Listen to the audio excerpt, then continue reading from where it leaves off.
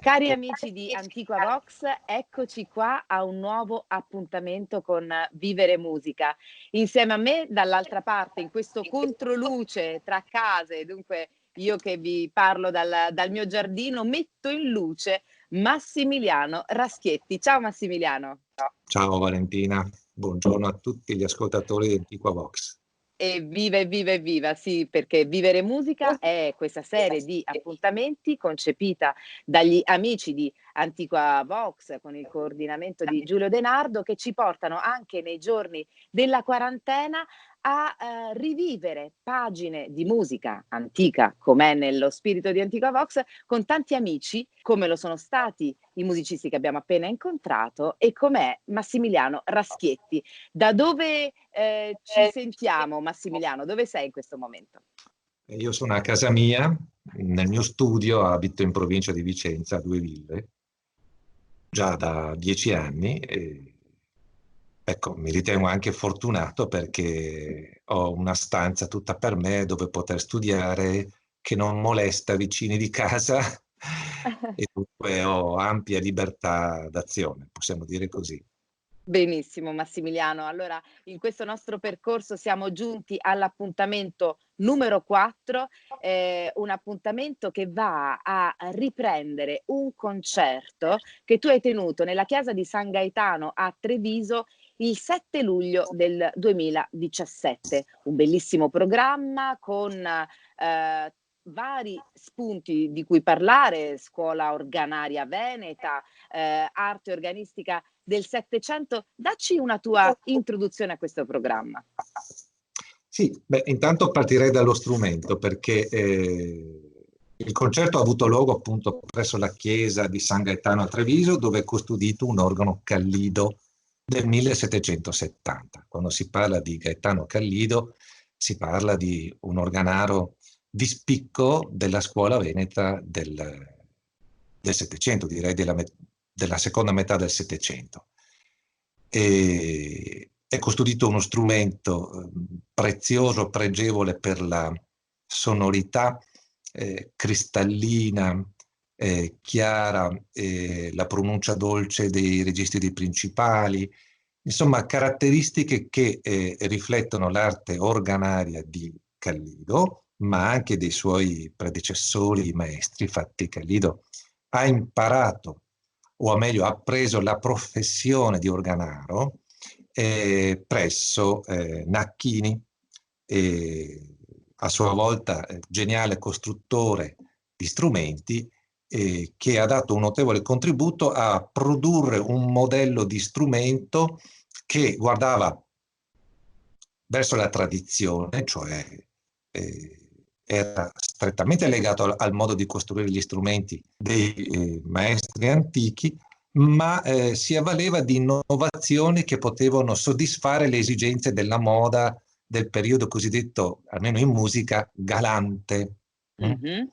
E dunque poter accompagnare l'armonia con dolcezza e con registri detti, non so, la cornetta piuttosto che il flauto in duodecima oppure la voce umana, insomma, colori sonori, timbri che potevano servire alla musica d'occasione, anche in chiesa, anche attraverso appunto il timbro dell'organo. E allora possiamo anche virgolettare una dichiarazione che in realtà era proprio un attestato del Nacchini sulle qualità di questo celebre discepolo, un discepolo saputo, premuroso, di cui il Nacchini stesso si gloriò di essere stato maestro e addirittura amoroso alla detta arte. D'altronde Callido è stato eccezionale e in 44 anni di attività, ricordiamo anche i suoi estremi anagrafici, 1727-1813, ha avuto modo di mettere sotto le sue mani, di creare ben 430 organi, qualcosa di straordinario, Massimiliano. Sì, una produzione poi per l'epoca impressionante, perché riuscire a già costruire 10 strumenti all'anno in quel periodo, dobbiamo ricordarci che non c'era, per esempio, per la saldatura delle canne il saldatore elettrico, solo per fare un esempio. Già, Ecco, già questo, come dire, è sorprendente, ma sorprendente soprattutto è l'elevata qualità dei prodotti di Callido. Sebbene lui abbia, come dire, circoscritto la sua produzione fissandosi su alcuni modelli, questo è comprensibile vista appunto la rapidità con quanto lui poteva costruire strumenti, e ha mantenuto sempre fede ad un elevato principio di qualità. La finezza della fattura delle canne, anche la qualità della manodopera, di tutti gli apparati lignei e soprattutto appunto poi dopo la qualità sonora che lo contraddistingue. Eh sì, davvero lo Stradivari degli organi, anche Sì, come prolificità. esatto, soprattutto per questo, sì. Quindi questo rapporto, come dire, qualità-quantità è estremamente elevato, insomma. Stradivari anche ebbe una vita lunghissima, anche Callido ha avuto una vita molto lunga, abbiamo detto appunto 1727-1813, e il rapporto qualità-quantità è stato veramente straordinario. E come questo organo si coniuga al programma che tu hai scelto per quel concerto che era inserito nella rassegna Organi d'estate? Sì, innanzitutto questa domanda mi è utile anche a integrare il discorso che si faceva poc'anzi sull'opera di Callido, che gli strumenti, giusto per orientare l'ascoltatore, erano strumenti di piccole porzioni, almeno rispetto ai grandi organi che siamo abituati a vedere ad oggi. Cioè, spesso erano modelli che avevano un solo manuale di 45-47 tasti e erano costituiti da un corpus di canne che comprendevano il cosiddetto suono principale fino al ripieno, e poi dei registri da concerto chiamati flauto, come ho già detto prima, voce umana, cornetta, e le cosiddette ance, strumenti, registri che avevano al loro interno una linguetta che vibrava non appena l'aria soffiata entrava. Erano ance a tuba corta, chiamate tromboncini oppure i violoncelli. Lo strumento di San Gaetano, guarda caso c'è la chiesa di San Gaetano con lo stesso nome di Gaetano Callido, è uno strumento di piccole proporzioni, ad una tastiera e a una pedaliera di 18 tasti, cosiddetta leggio, ossia i pedali sono praticamente corrispondono a una tastiera per i piedi, però in questo caso sono pedali corti e sollevati verso l'alto da figurare quasi sembrare un leggio. Io ho pensato, mi ricordo di aver pensato all'epoca, di produrre un programma atto a valorizzare la bellezza dello strumento, ma allo stesso tempo di proporre una panoramica di quello che poteva essere il Settecento in Italia, ma anche in Europa, perché vi sono nel programma anche compositori non di origine italiana come Handel e Knecht. Però c'è sicuramente un'impronta romana, Massimiliano, molto netta, soprattutto nell'apertura, perché veramente l'ascendenza romana in Handel è molto presente. Certamente, sì. Infatti il concerto apre con un voluntary di Handel. Sappiamo che Handel ha vissuto in Italia, ha preso lo stile italiano, soprattutto a Roma lo stile operistico, dove i maggiori o i più importanti nomi erano Scarlatti e Alessandro, solo per citarne uno, e tra questi vi è anche Corelli, per quanto riguarda la musica strumentale, e anche Bernardo Pasquini. Il concerto apre appunto con un voluntary che è molto espressivo e allo stesso tempo è costruito come una sonata da chiesa di Corelli. Un adagio, poi un allegro che sembra appunto un solo di violino con accompagnamento del basso continuo, poi un brevissimo largo che ricorda appunto il modo di agire espressivo degli archi, e un fugato brillante tipico nel carattere espressivo brillante di Handel. E sempre rimanendo, dimmi. Sì, sì, sì, ecco, e poi invece c'è una piega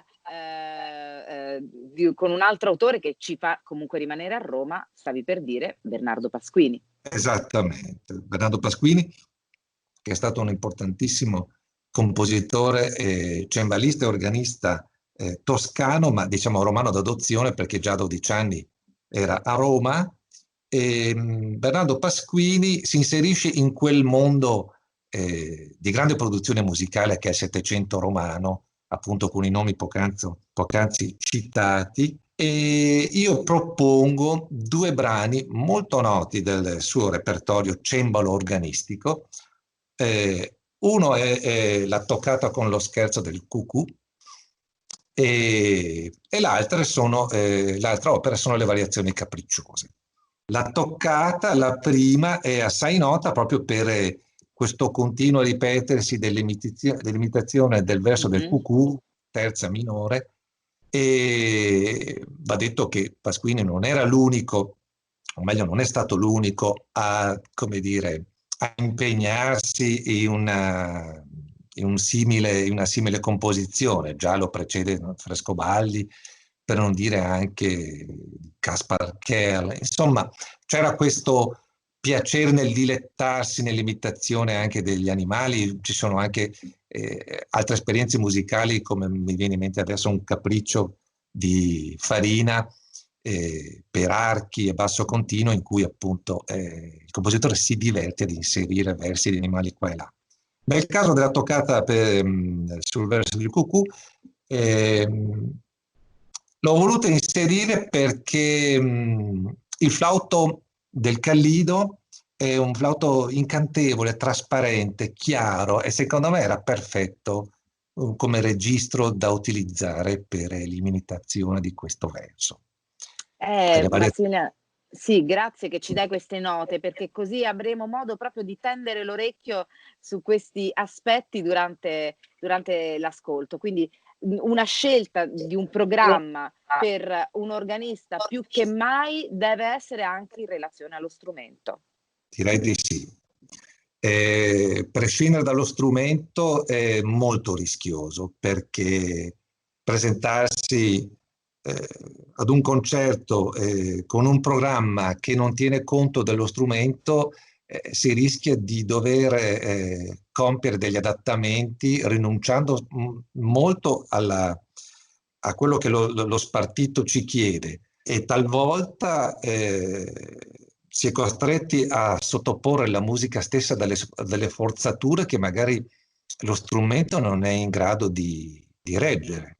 Cioè, faccio un esempio: se non teniamo conto delle caratteristiche sonore dello strumento e vogliamo a tutti i costi, nel caso di Callido, suonare Bach, beh, talvolta l'operazione può anche essere accettabile, però alla fine il risultato non è soddisfacente né per lo strumento né soprattutto per la composizione in questo caso di Bach. E è importante che l'organista rifletta bene prima di proporre un programma, pensando e cercando di sapere già in anticipo che tipo di strumento avrà a disposizione per suonare. Certo. Ricordiamo, Massimiliano, che ci troviamo all'interno della scuola organaria veneta, come abbiamo ricordato all'inizio, perché Gaetano Callido nacque a Este e morì a Venezia, e quindi il tuo programma deve per forza di cose toccare anche la provincia di Padova, visto che Este appunto è provincia di Padova. Infatti, il compositore successivo in programma è Giacomo Rampini. La cosa curiosa di questo Giacomo Rampini è che è in realtà nipote del Giacomo Rampini, maestro di cappella di Padova, e l'ho scoperto recentemente, è nato, pensa un po', in provincia di Vicenza, a Lonigo. Mm. Studiò a Padova con lo zio e successivamente, verso il 1777-79, le date sono un po' imprecise perché non si sa molto, è stato organista presso il Duomo di Udine, dove vi sono due strumenti molto belli, tra cui vi era un Acchini. Mhm. E All'epoca io proposi questo brano perché molti anni prima fui sottoposto alla conoscenza di questa musica da un professore vicentino, Vittorio Bolcato, che aveva scoperto una raccolta di 12 sonati di questo Giacomo Rampini presso la Biblioteca Bertoliana di Vicenza. Allora da vicentino, così, era una cosa per me anche curiosa suonare della musica inedita, e così ho voluto proporre questa sonata divisa in 3 movimenti. Una sonata tipicamente classica, nel senso che diciamo, riflette, quando noi diciamo classica nel mondo organistico italiano, intendiamo dire quello stile che già ha superato il barocco, va verso il galante, il gusto per le melodie semplici, l'abbandono del contrappunto complicato, come dire, il piacere per delle melodie che emozionano ma vengono comunque purificate, le emozioni dall'eleganza della condotta delle voci, la ricerca di certi timbri, insomma un gusto che tende a dilettare, a non turbare l'ascoltatore e a intrattenerlo sempre con un piacere senza mai cadere nella banalità. E ecco, una cosa curiosa in queste sonate è che lui pone nello spartito, chiede di scrive proprio corni e poi trombe. In realtà suonano un passaggio molto simile e non è detto che il compositore chieda di inserire il registro corno o trombe, ma semplicemente che la musica imita un tipico disegno che veniva suonato dai corni. E anche questo è un tratto caratteristico della musica settecentesca. Questo sempre rivolgersi alla natura attraverso richiami simbolici che sovente gli strumenti facevano. E più che mai la ricchezza anche del tardo barocco veneziano si riflette in queste pagine, in questo ideale anche di impressione. Ed è straordinario pensare, Massimiliano, sicuramente è una riflessione che vi siete sentiti fare molte volte da chi non è addetto ai lavori, di quanto questi eccezionali strumenti, che in realtà sono delle orchestre alla tastiera, al servizio della tastiera, siano stati poi davvero gli antenati dei sintetizzatori elettronici, con la loro capacità poi appunto di sintetizzare, di riprendere un'idea di strumenti molto ricchi di effetti. Non a caso tanti appassionati del rock sinfonico poi degli anni 70 hanno visto proprio nel mondo organistico un potentissimo richiamo. Dico questo, faccio questo breve inciso, perché effettivamente è un mondo talmente affascinante quello dell'organo e così mostruoso proprio nel senso latino del termine, questa capacità di creare monstrum, di creare effetto, di creare impressione, che merita una diffusione, proprio come stai facendo tu, con una divulgazione piacevolissima e accattivante, perché è musica che deve e può meravigliare. Assolutamente.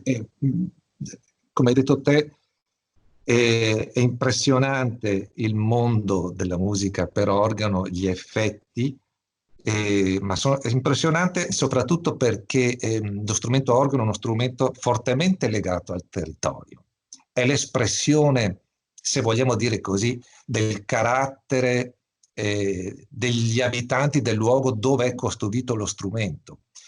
Lo strumento veneto non è simile, ma non è uguale allo strumento lombardo, anche nell'intonazione, anche nella ricerca dei colori sonori. Non è uguale a uno strumento francese, che riflette un gusto e una ricerca di colori sonori, di timbri sonori totalmente diversi, per non dire della Germania. Ma già la sottile differenza tra Veneto e Lombardia aveva creato anche una certa rivalità tra Callido e Giuseppe Serassi, perché Serassi lodava Callido nella fattura, ma notava anche che Callido aveva in qualche modo un certo dominio all'interno della Serenissima, per cui lui non riusciva a costruire diciamo, strumenti. Oggi potremmo notare che entrambi sono hanno prodotto strumenti di elevatissima qualità, ma appunto, dicevo, lo strumento legato al territorio hanno caratteri proprio diversi. Venezia ha sempre una certa leggerezza, io lo dico, Sì. l'acqua che attraversa la città dà continuo movimento e un certo fluttuare, una certa leggerezza che sia l'architettura come appunto in questo caso l'arte organaria in altri luoghi non troviamo. È affascinantissimo ascoltarti, Massimiliano, sembra quasi di sentir parlare un enologo che parla poi di vigne e di vino, perché davvero è stupendo questo pensiero, come la musica, una musica che è fatta letteralmente di aria, debba essere impregnata dell'aria, del territorio, dell'atmosfera del territorio. E in questo caso però usciamo fuori dal Sì, Veneto perché il sì, finale è tutto diverso. sì, il programma poi presenterà un paio di opere di Giovan Battista Martini. L'organaro Callido è uscito dal territorio. Mh-mh. Troviamo strumenti di Callido nelle Marche, in Emilia, e In addirittura Trentino, a in Malta, Trentino, a Malta. E Istanbul, i anche, sì. pensa, ecco, Martini è un altro rappresentante molto importante del tardo Settecento italiano, però era un maestro che aveva una formazione solidissima. Faccio esempio, lui è stato anche un abilissimo docente, un musicofilo appassionato, ha redatto un trattato di contrappunto molto importante, però il suo modo di scrivere era coerente con l'epoca.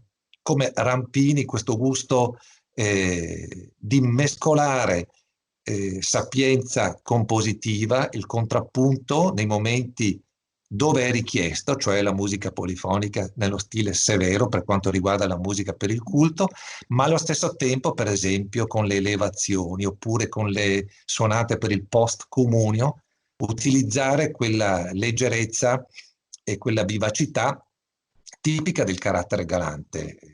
dell'epoca. Così ho voluto proporre una overture e una elevazione. L'elevazione, in questo caso, si tratta di un'aria, sembra un'aria d'opera, dove viene richiesto l'utilizzo del registro voce umana, che è un registro particolare perché si accoppia sempre con il principale ed è un altro registro principale che è lievemente scordato rispetto al precedente. La combinazione dei due crea un ondeggiamento sonoro che ricorda il vibrato dolce della voce umana. E nel caso di questa elevazione il carattere è lento, molto espressivo, ricco di dissonanze, ma allo stesso tempo la linea melodica ricorda un'aria di bel canto con colorature che si inseriscono tra le dissonanze e poi si dissolve tra contrappunti che accompagnano e ogni tanto ritorna. Sono brani sempre molto piacevoli e molto espressivi, che in questo caso precede, scusami, un'ouverture che è un allegro in re minore. In realtà sono due opere manoscritte tratte da una raccolta di manoscritti che io ho voluto combinare assieme perché non nascono isolate. L'unico aspetto che le accomuna è il tono in re minore.